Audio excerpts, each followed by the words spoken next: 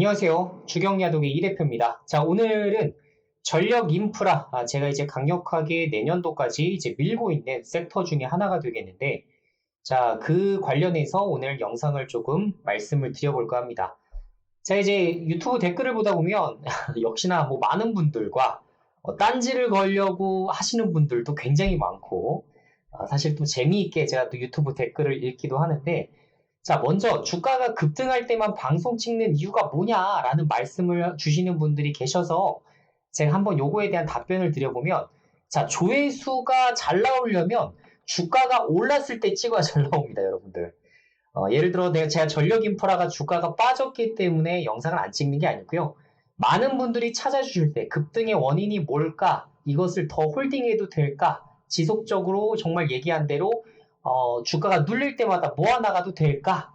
라는 부분에 대해서 가장 많이 사람들이 찾아볼 때가 주가가 올랐을 때예요. 그래서 주가가 오히려 예를 들어 하락할 때 영상 찍잖아요. 조회수 진짜 안 나옵니다.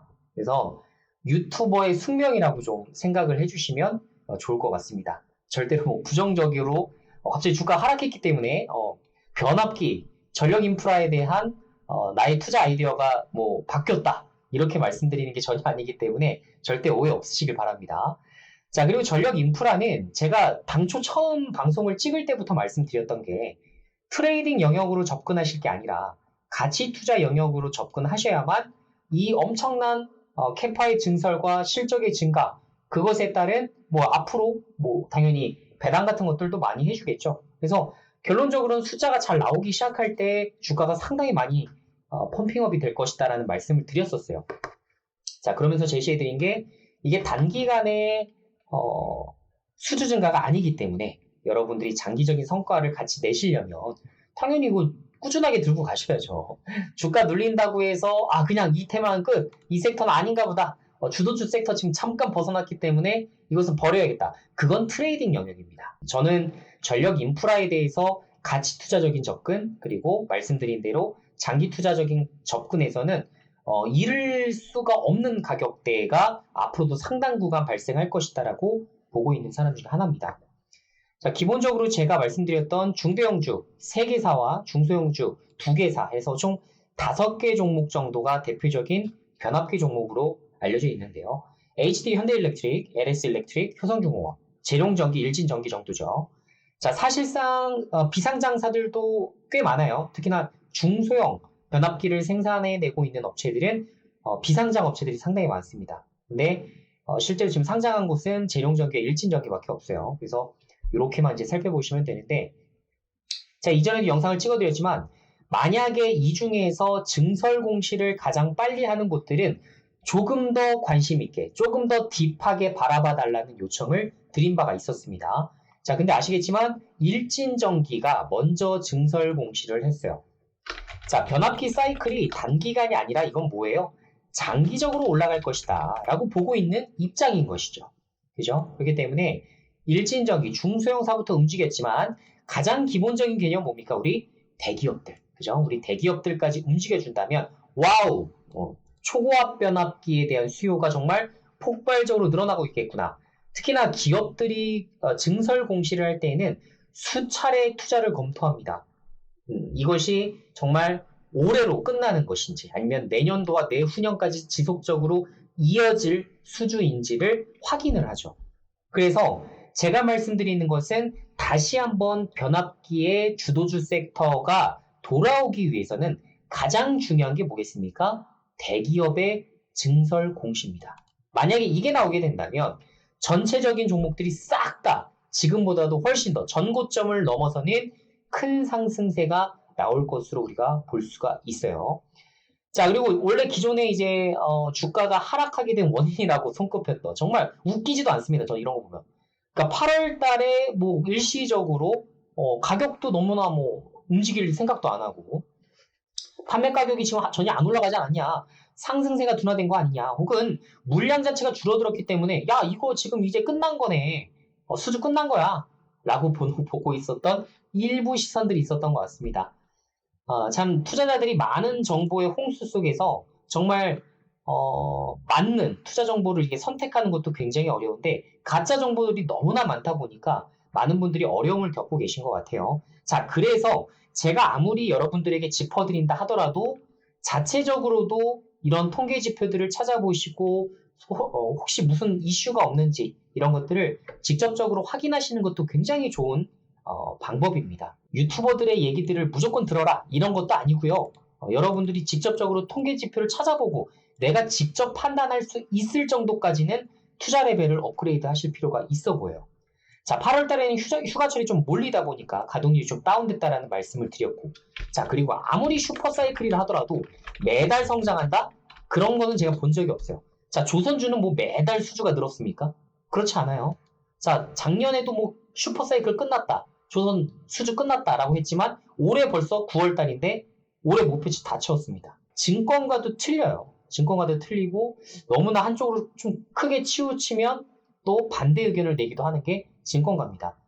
자, 역시나 이제 그 변압기 쪽도 슈퍼사이클이라고 해서 매달 수주가 성장하는 것이 아니라 1, 2개월 정도 쉬었다가 다시 한번 또 쭉쭉쭉쭉 증가되는 포커스를 낼 수가 있기 때문에 가급적이면 너무나 단발성으로 보지 마세요. 아니, 같이 투자하기로 해놓고 장기 투자하기로 해놓고 결론적으로는 1개월 주가 조금만 눌리더라도 걱정해 아주 종목을 팔기 바쁘고 그렇게 하실 필요가 없다는 얘기입니다. 특히 이 전력 인프라만큼은요. 자, 가격도 일시적으로 주춤했어요. 초대형 같은 경우는 지금 15에서 23까지 지금 가격이 늘어났고 소형 같은 경우도 10.7에서 10.9까지 지금 상황이 늘어난 상황입니다.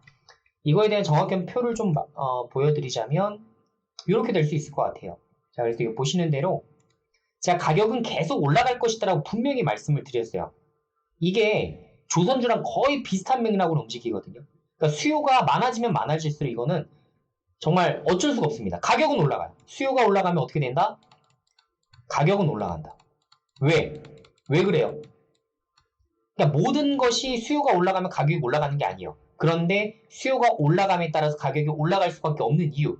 변압기 쪽에서 왜 그렇다? 공급이 막혀 있어요. 공급이 막혀 있습니다. 아까 말씀드렸지만 증설에 대해서 지금 대형업체들이 증설을 다 미루고 있는 상황이기 때문에 절대로 누구도 하지 않습니다. 미국 업체도 말씀드렸죠. 환경적인 부분이나 이런 부분들로 인해서 갑자기 바뀔 수가 있어요. 패러다임이 바뀌게 되면 기존 공장 처리는 아무것도 안 되기 때문에 실제로 미국에서도 증설을 안 해요. 이건 제가 예전에 여러 가지 영상을 토대로 여러분들에게 확인시켜 드린 바 있습니다. 자, 근데 2023년도에 15, 수출 단가가 이제 15달러 정도였는데 23까지 늘어났어요. 23까지. 급작스럽게 20달러까지. 그러니까 최고 역사적인 신고가를 지금 쓴 거예요. 기존에 보시면 이제 9달러, 10달러, 10달러 막 이런 식입니다. 그러다 쭉쭉쭉쭉 갑자기 퍼포먼스가 크게 나오죠. 자, 결론적으로는 지금 여러 가지 프로젝트들이 동반적으로 전 세계에서 지금 진행이 되고 있기 때문에 이 변압기에 대한 수요는 지금 갑자기 줄어들 수가 없습니다. 지속적으로 늘어나는 것밖에 방법이 없어요. 근데 공급은 막혀있다? 가격은 엄청나게 올라야겠죠. 지금 수출 단가가 저는 30달러 이상도 가야 된다고 보고 있어요. 분기별로 꾸준하게. 그죠? 지금 일시적으로 8월달에 올랐지만 사실 앞으로 4분기, 내년도까지 계속적으로 오를 수밖에 없다라는 부분이 중요한 포인트가 되겠습니다. 자, 결론적으로는 4분기부터 실적에 대한 우려감들은 좀 해소가 될 것으로 추정이 되고요. 아까도 말씀드렸지만 3분기에는 휴가철도 같이 겹쳤기 때문에 가동률 일시적으로 감소했습니다. 그것에 따라서 4분기부터 실적을 기대해 주셔도 좋을 것 같고 내년까지 실적 퍼포먼스는 이어질 수밖에 없다. 왜? 가격이 올라가기 때문에 어떻게 된다? 일시적으로 이익률이 상당히 좋아지는 구간이 나올 수밖에 없는 부분이죠. 자, 그리고 최근에 이제 소식 중에 하나가 있는데 HD 현대일렉트릭 이거 기억하시죠? HD 현대일렉트릭이 어떻게 됐다? 이렇게 네옴시티에 678억 전력기기를 공급했다라는 소식이 나옵니다. 자, 이것도 굉장히 큰 거죠. 사실 네옴시티 관련된 테마주들은 굉장히 많습니다만 실질적인 수혜주들은 거의 없어요. 그나마 모듈러를 공급하고 있는 어떤 거? 모듈러 공급하고 있는 SY 이런 것들은 실질적인 수혜주가 될 수가 있습니다. 하지만 나머지 종목 같은 경우에는 사실 거의 테마주, 기대감으로 인한 급등들이 상당히 많아요. 하지만 이번 현대일렉트릭 같은 경우도 네옴시티의 직접적인 수혜주가 될 수 있다는 걸 증명이라도 하듯이 수주권이 발생을 했습니다. 자, 여기서 이제 알아두셔야 될 거. 자, 현대일렉트릭 네옴시티 수주권 이 한 번이 발생해서 네옴시티 이제 끝났네가 아니라 앞으로 네옴시티가 추가적인 전력기기를 공급받는다면 어디 하겠습니까? 기존 거래처 하는 게 제일 좋습니다. 왜? 본인들이 이제 품질을 확인했기 때문에 여기서 물량을 확대하는 게 제일 쉬워요. 새로운 거래처를 뚫었다가 거기서 만약에 문제가 발생하게 될 경우에 또 프로젝트에 문제가 생기기 때문에 사실상 네옴시티라고 하면 진짜 엄청난 미래 도시죠. 거기에 필요한 전력 누가 공급해야 됩니까? 그죠? 그 전력기기, 모든 변압기 쪽, 이게 먼저예요.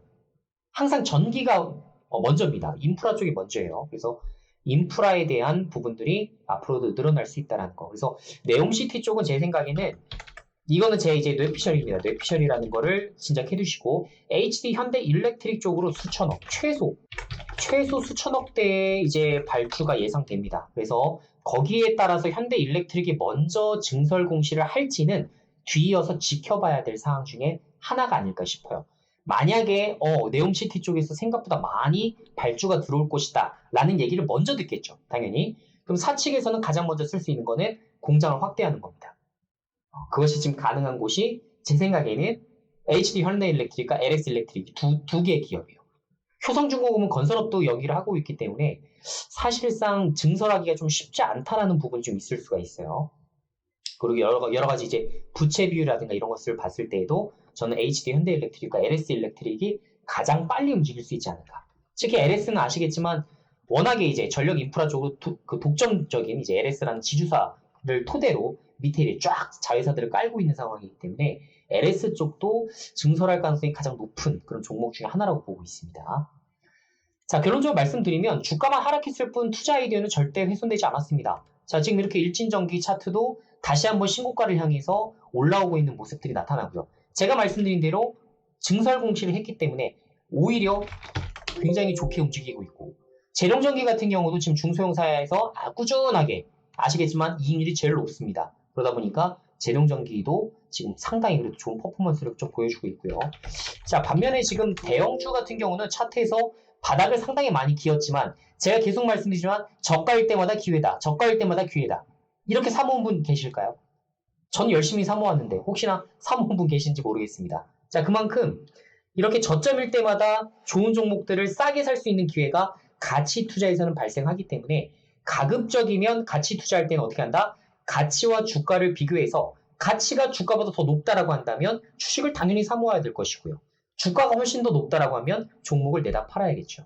그래서 기본적으로 가치 투자는 쌀 때 사고 적정 가치 혹은 비싸질 때까지 홀딩해서 수익 실현하는 것이 가치 투자입니다. 이거에 대한 성과는 단기적으로 나오지 않고요. 최소 6개월, 1년 단위로 종목들을 체크하셔야만 좋은 성과를 내실 수가 있을 거라 생각이 됩니다. 자, 그리고 기존에 이제 이 변압기 쪽을 괴롭혔었던 게 초전도체 테마였어요. 초전도체 테마가 움직이면 변압기 쪽이 같이 움직입니다. 이유를 모르겠는데 원래는 정반대거든요. 근데 희한해요. 같이 움직였어요. 그러다 보니까 그것에 대한 영향도를 좀 받아서 초전도체 테마가 크게 급락하다 보니까 같이 빠진 거 아닌가라는 생각이 드는데 이것은 우려에 불과하고 8월달 쉬는 것도 우려에 불과하다.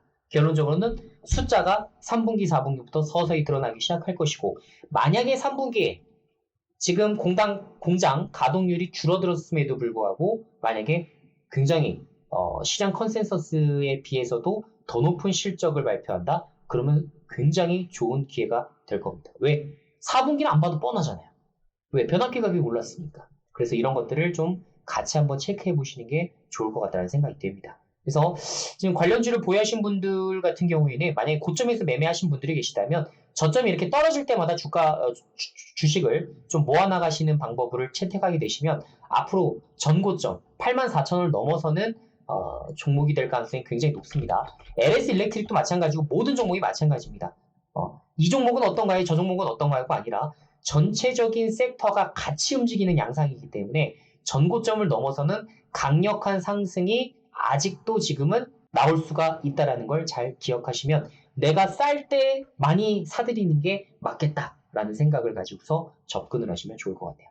자, 오늘 간단하게 변압기 쪽 체크를 다시 한번 해봤고요. 전력 인프라에 대해서 제가 말씀드린 대로 내년까지 홀딩하시는 게 제일 좋고 가격이 떨어지면 떨어질 때마다 가치는 훨씬 더 올라가고 가격은 떨어지고 있는 상황이기 때문에 가치 투자자로서 역시나 매집할 수 있는 적절한 기회로 보시는 게 좋을 것 같다라는 말씀으로 오늘 정리하도록 하겠습니다. 자, 그럼 다음 영상에서 인사 다시 드리도록 하겠습니다. 안녕!